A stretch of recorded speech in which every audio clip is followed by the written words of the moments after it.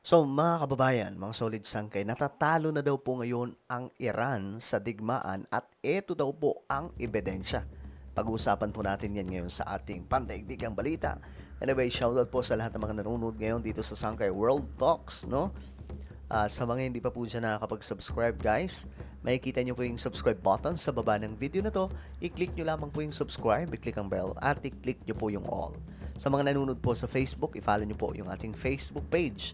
Guys, dito lamang po natin pag-uusapan kasi yung mga pandaigdigang balita dito sa Sangkay World Talks. Kasi, nako, yung mga nangyayari sa ating mundo ngayon, malala na mga sangkay, no? Kailangan ma-inform po tayo. Okay? So ngayon, ito yung balita. May, ayon sa mga lumalabas sa report, lalo-lalo na po mula sa US, may bago na daw pong gobyerno na papasok sa Iran. Nakausap daw po ng Amerika. So, sino ang bagong gobyerno na yan?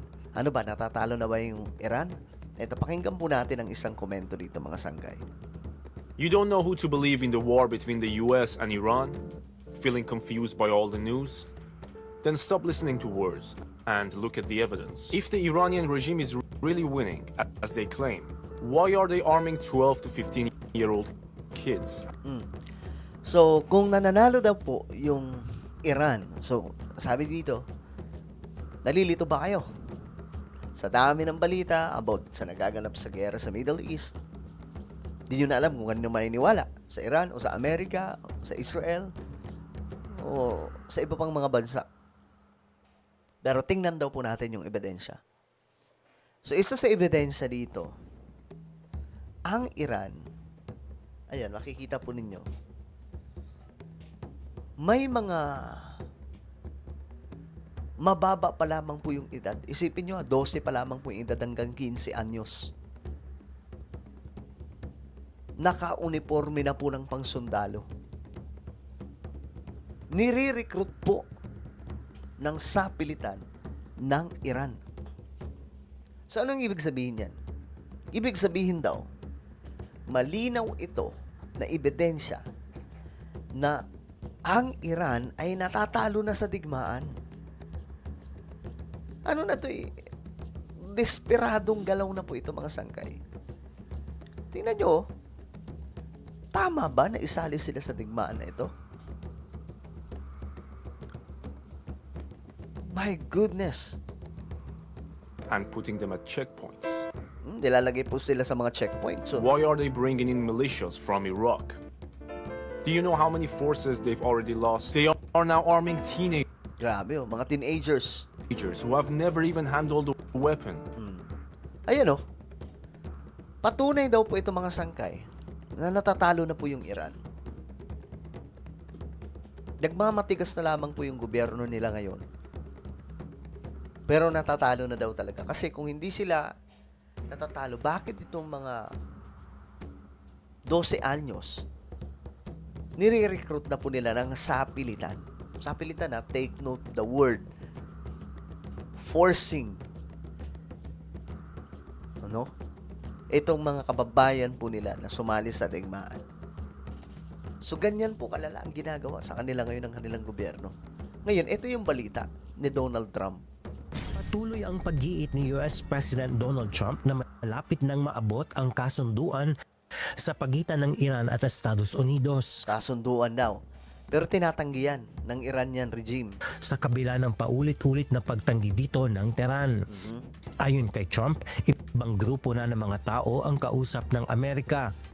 Ibang grupo, mga sangkay, ibang gobyerno na po yung kausap ng US. So, sino kaya ito? Para sa negosasyon dahil nagkaroon na umano ng pagbabago sa pamunuan ng Iran. I think we'll make a deal with them. Pretty sure. Whether it's possible, we won't. But we've had regime change. We're dealing with different people than anybody's dealt with before. It's a whole different group of people.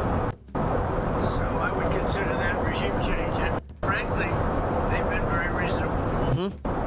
Dagdag pa ng US President, posibleng buhay pa ang bagong Supreme Leader ng Iran na si Mojtaba Khamenei. Subalit ito ay malabis nang napinsala ng mga naganap na pag-atake ng magkasanib na pwersa ng Amerika at Israel. May mga nagsasabi nga po mga sangkay na itong bagong upong leader, supreme leader ng Iran, matindi na daw po talaga yung damage. Nasa Russia daw po. At ano na daw po talaga, hindi na po kaya. Kaya nga hindi po siya makita sa publiko 'di ba? Hindi na po siya nakikita ng mga Iranian. We think he may be with nobody's heard about him. He may be alive, but he's obviously very seriously in trouble. He's seriously wounded. Sa kabila ng pagiging positibo ni Trump na maaabot ang kasunduan, ay muli itong naglabas ng matinding banta laban sa Iran. Sa kanyang panibagong post sa Truth Social, nagbabala ang US President na posibleng wasakin ng Estados Unidos ang mga energy facilities ng Iran kung hindi agad makakamit ang kasunduan at mananatiling sarado ang Strait of Hormuz. Ginawa ni Trump ang mga bantang ito sa kabila ng mga negosasyon sa ilalim ng isang 15-point plan na layong tapusin ang digmaan. They came back on the 15 points. They gave us most of the points. Why wouldn't they? Well, they're agreeing with us on the plan. I mean, we asked for 15 things, and for the most part, we're going to be asking for a couple of other things. Bukod sa mga energy facilities at iba pang infrastruktura ng Iran, nagbabala rin si Trump sa posibleng pag-target sa Karg Island na isang napakahalagang export hub ng langis ng Iran. Okay. Ito nga po mga sangkay, itong Karg Island. Yan po yung pinakamalaki na oil facility ng Iran. Kapag ka, sabi po sa mga balita, kapag ka nakuha daw po yan ng US, talagang no choice na po dyan yung Iranian regime, kundi sumurrender at sumunod sa US. Kasi yan daw po talaga yung pinakamalaki. Kumbaga, yun daw po yung kanilang kapangyarihan. Kaso nga lang ang problema, bago daw po sila makarating doon, kailangan nilang dumaan sa Strait of Hormuz, kung saan nandun yung napakaraming weapon at napakaraming sundalo ng Iran. So, masalimuot po talaga, no?